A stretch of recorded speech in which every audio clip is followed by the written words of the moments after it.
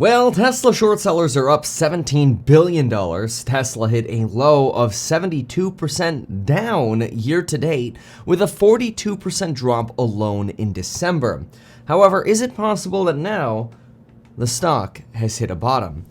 Take a look at this here. This is Tesla stock hitting a rough bounce around the 106.82 level, which is an interesting one because it comes from a Fibonacci retracement line from us going on the weekly all the way back to the low of March of 2020.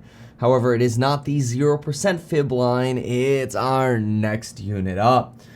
So, does that mean Tesla has another leg to go down? Or is what we've seen with incredible volumes here on the right just a sign of retail capitulation in the face of short sellers, as well as end of the year tax loss harvesting, which is potentially now near or already come to an end? Well, nobody knows.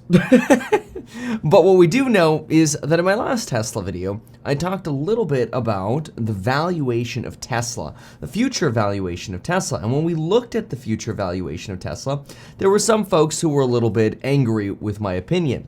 And I'm going to provide you an explanation of why they were angry and where they might actually be going wrong. So here is that spreadsheet. We talked about how if Tesla sold vehicles at an average revenue per vehicle of $47,000, which is about $5,000 less than what they get per vehicle now, and you produce 4.2 million vehicles, that we get a certain valuation that we spit out. It's worth noting that 4.2 million vehicles in 2025 isn't too extreme. It assumes somewhere around 1.25 million vehicles in Shanghai, which I expect that once China opens up again, the next few years could be a stimulative boom time for China. So having a company with exposure to China right now sucks because you're going through COVID shutdowns, lower registrations, lower vehicle sales, lower subway ridership, obviously because everybody's sick.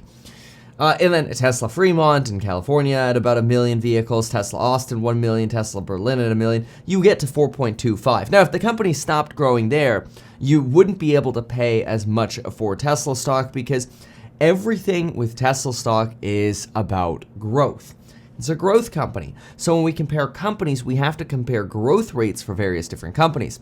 And so Tesla can't stop here, and we don't expect they will. In fact, we expect that soon they're going to announce their Gigafactory in Northeast Mexico, which could in the future receive investments of, at first, $1 billion, but in the future up to $10 billion.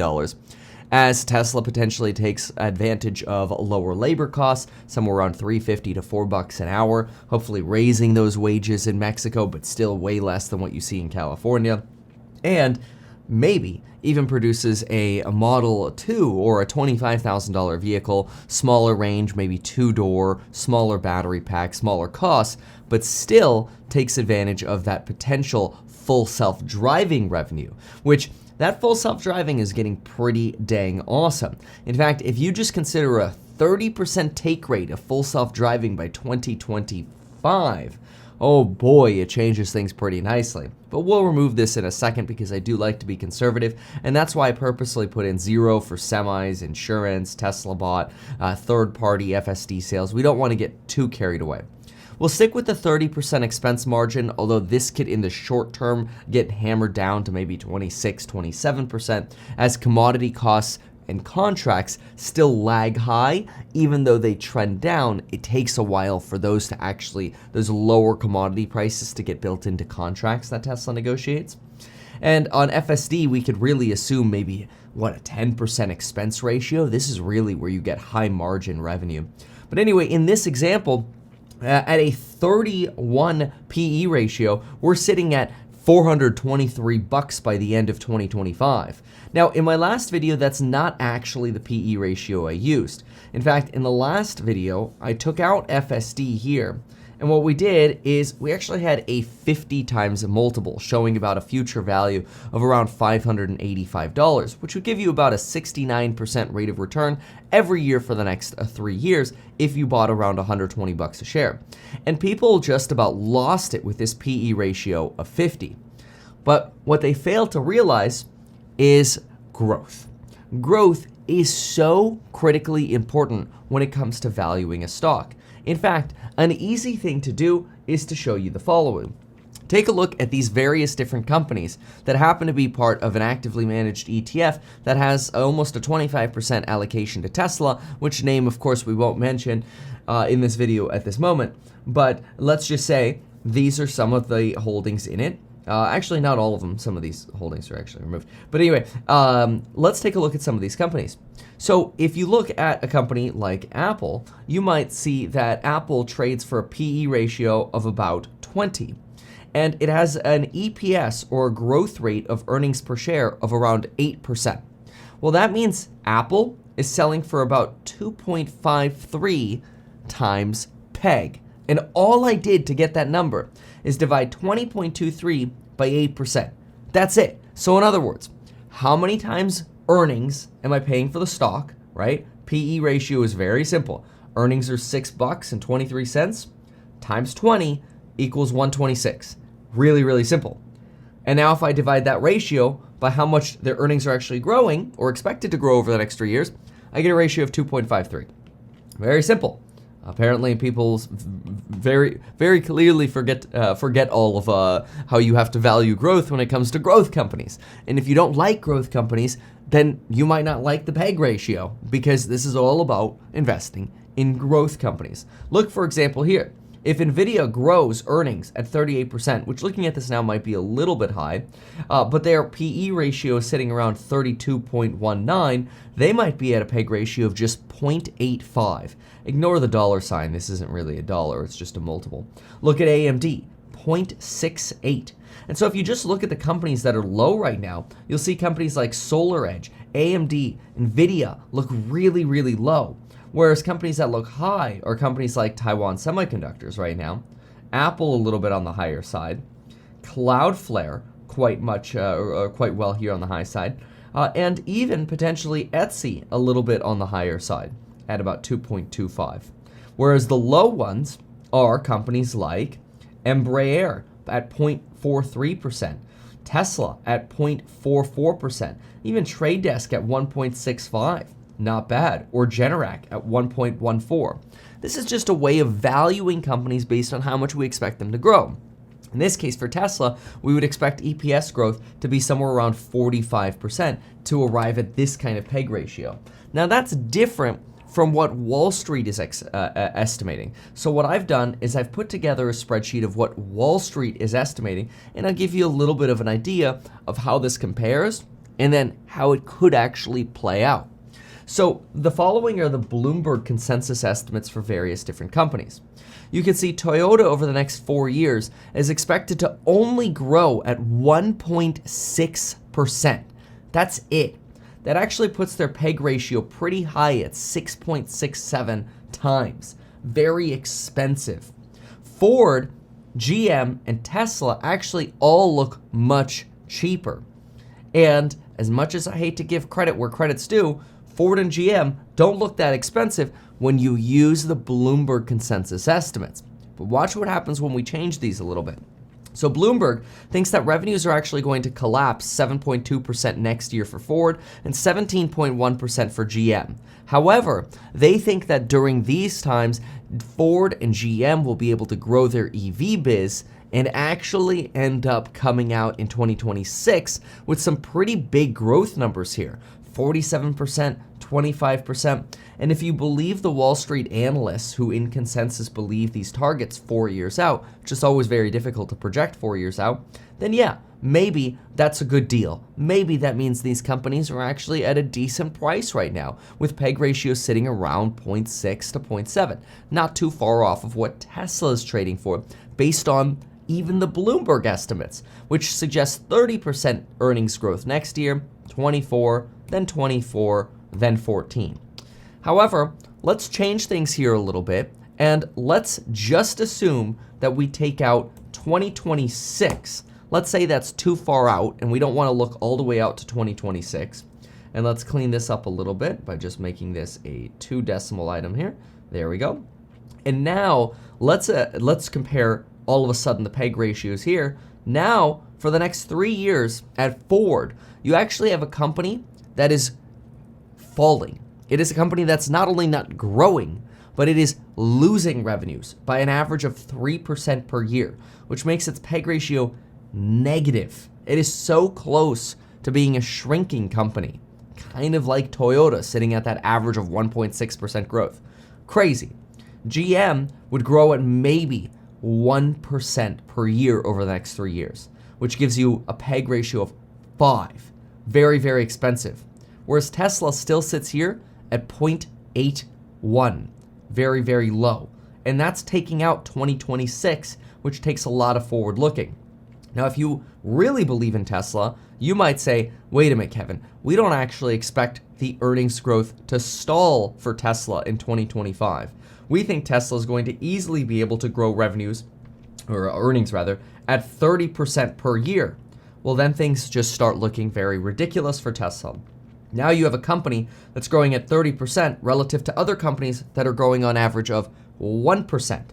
Of course, Tesla deserves a substantially higher valuation, because if you think about it, if you use a 50 times earnings multiple and a company is growing earnings at 30%, and you divide these numbers here by taking this little cell formula, we just divide 50 divided by 30, and what do you get? You get a PEG ratio of 1.6. Well, if you compare it to the PEG ratios that we currently see for various other companies on this chart, 1.6 for Tesla in 2025, if it's growing earnings at 30%, is not that unreasonable at all. So the only way you could be a Tesla investor, in my opinion, is by believing in the growth story. That the problems that are happening currently are problems related to Twitter, they're problems related to Elon Musk, they're problems related to temporary shutdowns in China, and they're problems related to short-term short selling, short-term mindsets, and tax loss harvesting. It has nothing to do with the fundamental growth story of Tesla. Unless, of course, you believe it does, which maybe you think, you know what, that's it, nobody's going to buy Teslas anymore. Let's just say I finally have FSD, and I could never see myself leaving the Tesla ecosystem after living FSD for a few days. Full self-driving is remarkable. But remember, we don't even necessarily have to put that into our projections. We could use, in my opinion, relatively low projections, like $47,000 a vehicle, 30% margins, and still get to 585. But even if I drop these margins by a couple percent, you know, we'll drop them 3%. Let's go to 73% expense, 27% margin. We're still looking at an over $500 stock. And this, I think, is why you have companies like Morgan Stanley saying, look, we are still overweight Tesla. In fact, the average price target for Tesla right now is over $250 on Wall Street. We're sitting at the largest spread right now between price target, average Wall Street price targets, and where the stock is actually trading for. The stock could double just to hit the average Wall Street price targets. And usually price targets plummet after stocks plummet, and that is happening to some degree. But price targets are not falling anywhere near as fast as the stock has been falling because the company actually has really dang good value at these levels. In my opinion, hashtag not personalized financial advice for you, even though I am a financial advisor. So what do we have here? We have Morgan Stanley saying that they believe that 2 years of that the EV market has gone through a sort of a down rating because we've gone through the last years where demand has substantially exceeded supply. You had to wait many months to get a car. But we're finally seeing that demand come into balance. And Morgan Stanley thinks that Tesla can be a winner, specifically because they are self-funded and not relying on external capital, not relying on a lot of debt like companies like Ford and GM are, whereas Tesla is sitting on an over $18 billion war chest, and in just the last quarter alone had free cash flows knocking on the door of $3 billion in just one quarter. Morgan Stanley believes these are conditions that could create a company as a relative winner compared to other companies, and this is even before considering the Inflation Reduction Act. Now, they do have a base, bull, and bear case, which I'll provide you that right over here. You can see their bull case brings Tesla to 10 million vehicles produced by 2030, bringing to about a price target at Morgan Stanley of 440. A base case of 7.7 million vehicles at 250, And then for you to hit this bear case in 2030 of $80, they don't even provide how many vehicles they think will be sold, but you could simply divide the auto section here by roughly 2 and assume that basically Tesla stalls out and never produces more than 4 million vehicles. It becomes basically a niche luxury play, and then it collapses. So if you think Tesla is going to become an everyday car, boy, you're probably looking at the base to bull case. This is like the future new version of a Toyota, right? If you think Tesla is going to be a niche luxury automaker, sure, it would make sense that at some point they'll cap out. They'll cap out at maybe 3-4 million vehicles a year. And yeah, you'd be probably looking at the base case from Morgan Stanley. Again, I'm not trying to tell you what to think. I'm just trying to say, if you think that Tesla's going to grow earnings at 30% a year, you take out most of the margin of safety that you have for Tesla stock, that is insurance, semis, FSD, revenue per vehicle. You take all this stuff out and you really go conservative. On a conservative basis at 30% earnings growth, a 50 PE multiple is very reasonable. You're looking at a $500+ stock in 3 years. Now, people hear 50 PE and they automatically shut down thinking, oh my God, 50 is so high. But again, you have to compare it to growth. Yes, a 50 PE ratio is not sustainable. Why? Because a 30% earnings growth rate per year is not sustainable forever. Maybe Tesla could actually grow at something like 45% in 2023, 4, and 5. Then downgrade to 30% growth in 26, 7, 8, where you could easily have a 50 PE ratio. Then maybe in 29 and 30, the thing's only growing at 20%. And then what you're really doing is you're hoping that Tesla comes out with some substantially awesome new product like robo-taxis or bots or whatever. But those are decisions that you can make a few years down the road, in my humble opinion. So it's really important that when you consider earnings companies or companies based on their earnings, you consider them based on their earnings growth as well.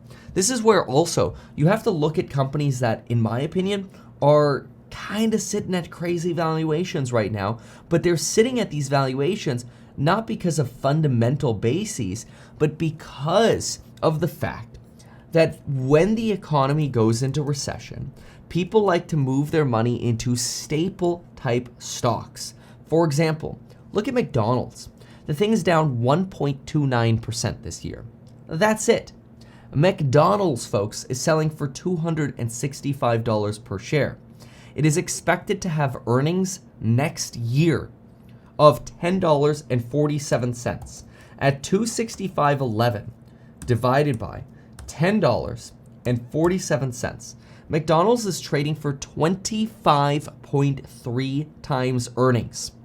And do you realize what the growth rate for McDonald's is?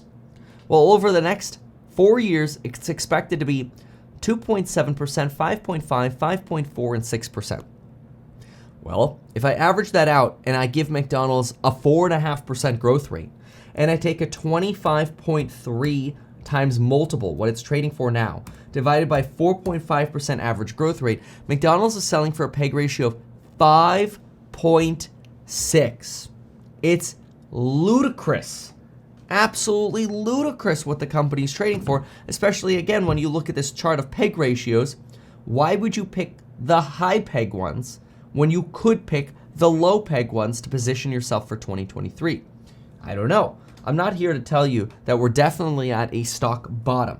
We could continue to see capitulation, and I would expect that we would see some fear before the next earnings report on the 23rd of January. I think it's the 23rd of January. Tesla earnings call. Earnings Q. There we go. We'll see. But anyway, it's the 25th of January. Okay. But anyway, you have to ask yourself, how do you want to position for next year? Do you want to be in the companies that have done really well in 2022, but are now substantially overvalued? Or is now the time where you go, damn, sure, the stocks could go down a little bit more. Who knows? Maybe even a lot more. But look at those valuations based especially on growth. And consider this. We haven't even talked about this yet. The Inflation Reduction Act is probably going to benefit the biggest EV player in America the most. That's not going to be Lucid or Rivian, who probably are knocking on the door of bankruptcy with how terrible their cash flows are, although Lucid just bought some extra time by raising $1.5 billion, diluting shareholders more. Whatever.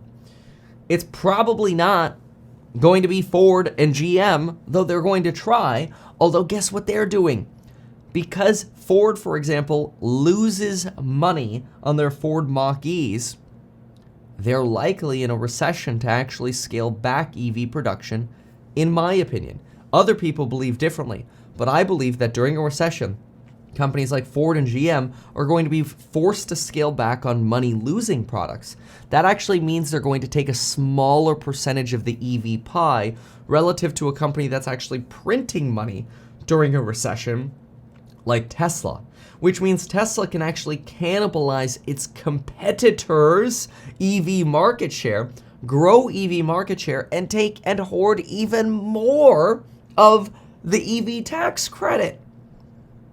And then you start thinking about network effects of Tesla. The more people drive a Tesla, the more people are like, I gotta have a Tesla. I showed Lauren, okay, my father-in-law and my wife are Tesla skeptics, okay? They're not big fans of Tesla. They're not the greatest fans of Elon Musk. I balance it out for them. But anyway, I took both of them on rides on FSD. My father-in-law actually paid Tesla a compliment. He didn't go as far as saying he wanted it, but he did pay Tesla a compliment, which that says volumes already. But then Lauren is like, oh my gosh, I think I want a Tesla after seeing FSD. Her words, not mine. So it's super exciting. Now, again, obviously, the stock has gotten beat to crap, and it's tough. The way I personally look at it is the shares of Tesla I have, I kind of see it as a free option on all of this amazing future for Tesla that hopefully comes to fruition. Hey, and look, remember, hope is not an investing strategy, but I believe in it, right? I believe that from a fundamental point of view, this is not hope. I believe this is like obvious. But who knows? Could be wrong. Things could change. Maybe Tesla becomes that niche auto manufacturer, and then yeah, PE ratios look high because if growth stops, then that's when companies look expensive. Just look at McDonald's, for example. Anyway, Tesla for me is a free option on the future. I do believe that for new money that I invest, it makes a lot of sense to buy an actively managed ETF that has a large allocation to Tesla, because at some point in the future, when and if Tesla does double or triple or quadruple over the next 3 or 4 years, which I know to some will sound ludicrous, but to others will sound reasonable, then I'd rather be in an actively managed ETF that can rebalance without passing on capital gains to me. I think there's a great opportunity in that. Anyway, thank you so much for watching this video. We will see you in the next one. Good luck.